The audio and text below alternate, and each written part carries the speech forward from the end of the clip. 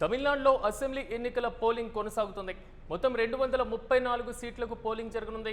75,064 polling కేంద్రాలను ఎన్నికల సంఘం ఏర్పాటు చేసింది.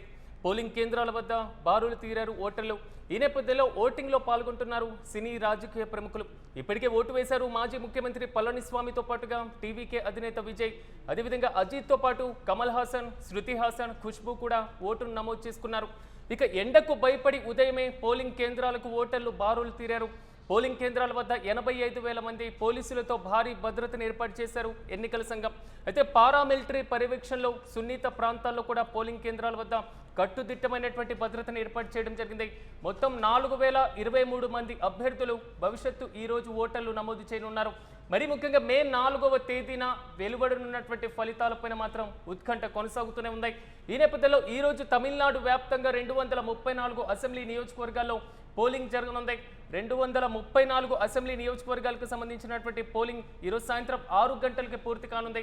గత ఎన్నికల్లో జరిగినటువంటి పోలింగ్ శాతం కన్నా ఈ రోజు జరిగేటువంటి పోలింగ్ శాతం పెరిగే అవకాశం కనబడుతుందా? ప్రధానంగా పోటీ డిఎంకేతో పాటుగా అన్నా డిఎంకే, టీవీకే పార్టీల మధ్య కొనసాగుతున్నటువంటి పరిస్థితులు. ఇప్పటికే అనేక సర్వేలు డిఎంకే వైపు పట్టం కట్టినటువంటి నేపథ్యంలో ప్రధానంగా ఈ రోజు నమోదవుతున్నటువంటి పోలింగ్ లో ఓటర్లు ఏ పార్టీ వైపు మొగ్గు చూపబోతున్నారు? ఇదే అతిపెద్ద ప్రశ్నగా మారినటువంటి పరిస్థితి. అయితే ఇప్పటి వరకు పోలింగ్ అయితే ప్రశాంతంగా ప్రారంభమైనటువంటి నేపథ్యం. పోలింగ్ కి సంబంధించి మరింత సమాచారం మా ప్రతినిధి కిరణ్ అందిస్తారు. కిరణ్, చెప్పండి, తమిళనాడు వ్యాప్తంగా 234 సీట్లకు పోలింగ్ ప్రారంభమైంది. సో అక్కడ పూర్తి స్థాయిలో సిచ్యువేషన్ ఏ విధంగా ఉంది? పోలింగ్ శాతం పెరిగేటువంటి అవకాశం ఏమైనా కనబడుతుందా? పూర్తి అప్డేట్స్ ఏంటి? తమిళనాడు అసెంబ్లీ ఎన్నికలు ఉదయం 7 గంటలకు పోలింగ్ ప్రారంభమైంది. 234 అసెంబ్లీ స్థానాల్లో పోలింగ్ జరుగుతుంది. అయితే ఇక్కడ పోలింగ్ కూడా ప్రశాంతంగా జరుగుతుంది. అయితే ఉదయం 7 గంటలకే ఓటర్లు బార్లు తీరారు. ఏదైతే ఎండ ప్రభావం రాకముందే ఓటు హక్కును వినియోగించుకోవడానికి ప్రజలు ముందుకు వస్తున్నారు. అయితే గత ఎన్నికల్లో నమోదైన పోలింగ్ కంటే పెరిగే అవకాశాలు ఉన్నాయి. ఎందుకంటే ఏదైతే ఎన్నికల సంఘం కూడా ఆ భారీ స్థాయిలో ఎన్నికల ప్రచారం నిర్వహించడమే కాకుండా ఓటర్లు ఓటు హక్కును వినియోగించుకోవాలంటూ ఎన్నికల సంఘం ప్రత్యేకంగా కూడా ఏదైతే ఎన్నికల అధికారులు అవగాహన కల్పించారో ఇలాంటి పరిస్థితుల్లో పోలింగ్ శాతం ఎంతో కొంత పెరిగే అవకాశాలు ఉన్నట్టు మనకు కనిపిస్తుంది. ఎందుకంటే ఓటర్లు కూడా భారీ స్థాయిలో పోలింగ్ కు తరలి రావడం, ఏదైతే మధ్యాహ్నం ఎండ ప్రభావం ఉండడం, మధ్యాహ్నం కొంతవరకు మందకొడిగా సాగే అవకాశాలు ఉన్నాయి. అయితే సాయంత్రం 4 గంటల నుంచి 7 గంటల వరకు పోలింగ్ బూత్ల ముందు బార్లు దిగే అవకాశాలు ఉన్నాయి.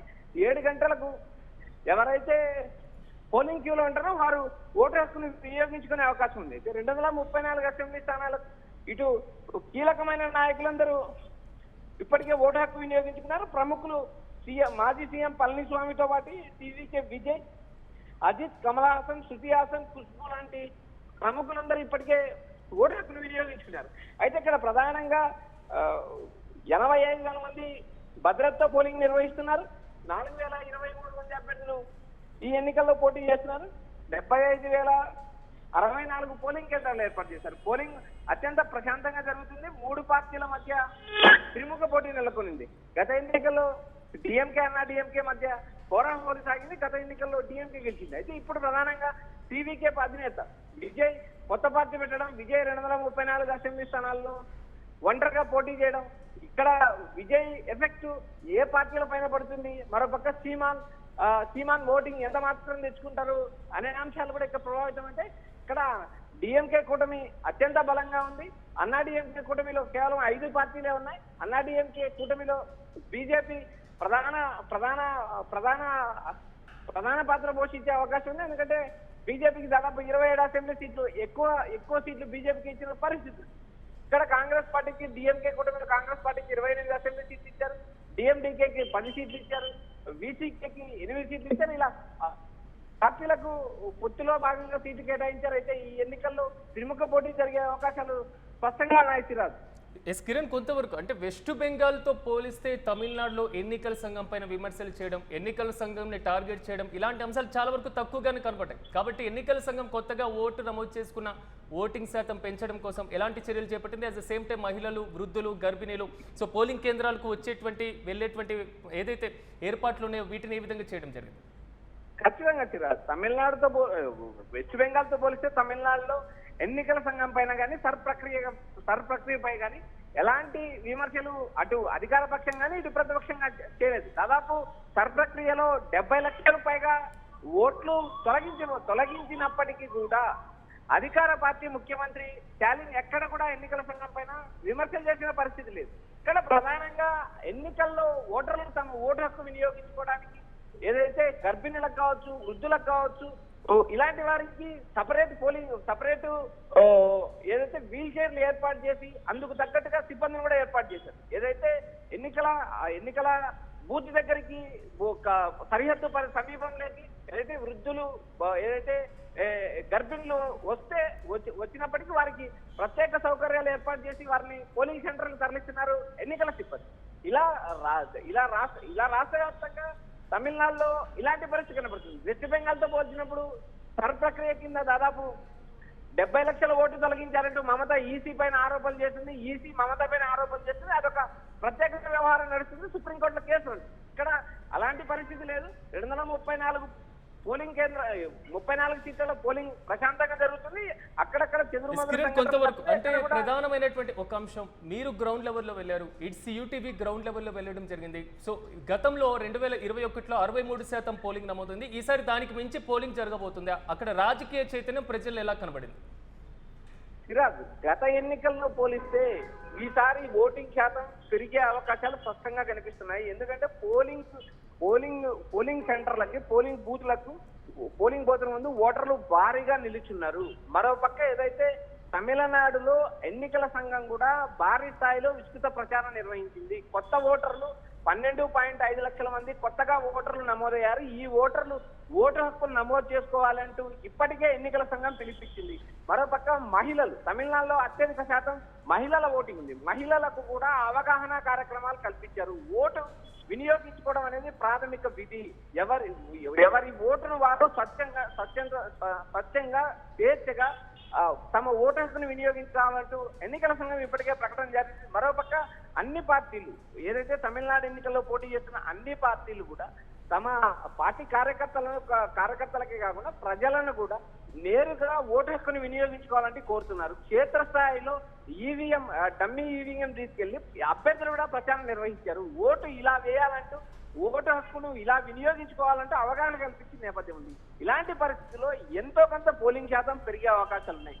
ఒకవేళ పోలింగ్ శాతం పెరిగితే అది అధికార పార్టీకి మైనస్ గా మారే అవకాశాలు ఒక్కొక్కసారి ఉంటాయి, ఒక్కొక్కసారి ప్లస్ అయ్యే అవకాశాలు ఉంటాయి. ఇలాంటి పరిస్థితుల్లో ఇప్పటికే గతంలో డిఎంకే అన్నా డిఎంకే మధ్య ఉన్న పోటీ నేడు త్రిముఖ పోటీ అయింది. 3 పార్టీలు ఏవైతే టీవీకే తమిళ రాజకీయాల్లో అడుగు పెట్టడంతో ఈ పోటీ త్రిముఖంగా మారింది. మరోపక్క సీమాన్ లాంటి నేతలు ప్రతి పోలింగ్ కు ఓటింగ్ శాతాన్ని పెంచుకుంటూ వస్తున్నారు. సీమాన్ కూడా దాదాపు 234 అసెంబ్లీ స్థానాల్లో ఒంటరిగా పోటీ చేశారు. ఇలా ఏదైతే శశికళ రామదాస్ కలిసి కూటమితో పోటీ చేస్తున్నారు. ఇలా తమిళనాడులో దాదాపు 4 నుంచి 5 మేజర్ పార్టీలు పోటీ చేస్తున్నాయి. మరోపక్క ఏదైతే చిన్న పార్టీలు కూడా ఆయా జిల్లాల్లో ప్రభావితం చేసే అవకాశం ఉన్నాయి. అయితే ఈ ఎన్నికల్లో ఓటు శాతం పెరిగే అవకాశాలు ఉన్నాయని ఒక అంచనా ఉంది. మరి పెరుగుతుందా లేదా అనేది కూడా 234 అసెంబ్లీ స్థానాల్లో పోలింగ్ ప్రశాంతంగా ప్రారంభమైంది. ఉదయం 7 గంటలకు పోలింగ్ స్టార్ట్ అయింది. సాయంత్రం 6 గంటలకు పోలింగ్ ముగుస్తుంది. 6 గంటల తర్వాత ఎవరైనా క్యూలో ఉంటే వారికి ఓటు హక్కు వినియోగించుకునే అవకాశం ఉంది. అయితే మే 4వ తేదీన తుది ఫలితాలు వెళ్లనున్నాయి. Siraj. Right Kiran, thank you. మొత్తం మీద మనం విజువల్స్ లో చూస్తున్నాం, తమిళనాడు ముఖ్యమంత్రి స్టాలిన్ తన ఓటు హక్కును నమోదు చేసుకున్నారు, పూర్తి స్థాయి ఓటు హక్కును వినియోగించుకున్నారు. మొత్తం మీద తమిళనాడు వ్యాప్తంగా అసెంబ్లీ ఎన్నికల పోలింగ్ అయితే ప్రశాంతంగా కొనసాగుతుంది. మొత్తం 234 అసెంబ్లీ సీట్లకు పోలింగ్ జరగనుంది. సో ఈ నేపథ్యంలో 75,064 పోలింగ్ కేంద్రాలు కూడా ఓటింగ్ నమోదు చేసుకోవడానికి సిద్ధంగా ఉన్నటువంటి నేపథ్యంలో ఉదయం 7 గంటల నుంచే మాత్రం ఓటర్లు క్యూ లైన్లో బారులు తీరినటువంటి సిచ్యువేషన్స్ మనం చూస్తున్నాం. ఇప్పటికే ఓటు హక్కును సినీ రాజకీయ ప్రముఖులు కూడా నమోదు చేసుకొని పూర్తి స్థాయిలో ఓటు హక్కును వినియోగించుకుంటున్నారు. ఓవైపు మనం విజువల్స్ లో చూసుకుంటున్నాం, టీవీకే అధినేత విజయ్ ఓటు హక్కును వినియోగించుకున్నారు. తమిళనాడు ముఖ్యమంత్రి స్టాలిన్ కూడా తన ఓటు హక్కును వినియోగించుకున్నారు. మరోవైపు రజనీకాంత్ తో పాటుగా కమల్ హాసన్, శృతి హాసన్లు కూడా తమ ఓటు హక్కును వినియోగించుకున్నారు. సో పళనిస్వామి ఓటు హక్కును వినియోగించుకున్న అనంతరం సో పూర్తి స్థాయిలో తాను ఓటుని నమోదు చేసుకున్నాను, వినియోగించుకున్నానని ప్రజలు కూడా తెలియజేస్తున్నటువంటి విజువల్స్ మనం చూస్తున్నాం. మరోవైపు కమల్ హాసన్తో పాటుగా శృతి హాసన్ కూడా అక్కడే ఓ క్యూ లైన్లో కూడా వేచి చూసి పూర్తి స్థాయిలో ఓటును వినియోగించుకున్నారు. సినీ నటుడు అజిత్ కూడా ఓటును వినియోగించుకున్న విజువల్స్ మనం చూస్తున్నాం. మొత్తం మీద మాత్రం తమిళనాడు వ్యాప్తంగా రాజకీయ చైతన్యం ఉట్టిపడేటువంటి రోజు ఆసన్నమైంది. ఉదయం 7 గంటల నుంచి సాయంత్రం 6 గంటల వరకు జరగనున్నటువంటి పోలింగ్ లో పలువురు ప్రముఖులు, సినీ రాజకీయ ప్రముఖులు కూడా ఓటు హక్కును ఇప్పటికీ వినియోగించుకున్నారు. మరోవైపు ఎండకు భయపడి ఉదయమే పోలింగ్ కేంద్రాల వద్ద కూడా ఓటర్లు బారులు తీరారు. సో తెలంగాణ మాజీ గవర్నర్ తమిళసై సౌందరరాజన్ కూడా ఇప్పటికే పోటీ చేస్తున్నారు. ఆమె కూడా ఓటు హక్కును వినియోగించుకున్నటువంటి విజువల్స్ ను మనం చూస్తున్నాం. మొత్తం మీద పోలింగ్ కేంద్రాల వద్ద భారీ బందోబస్తును అయితే ఏర్పాటు చేశారు. దాదాపు 85,000 మంది పోలీసులతో భద్రతను కట్టుదిట్టం చేశారు. సో పారామిలిటరీ పర్యవేక్షణలో మాత్రం సున్నిత పోలింగ్ కేంద్రాల వద్ద సో ఓటింగ్ నమోదు ప్రక్రియ అయితే కొనసాగుతుంది.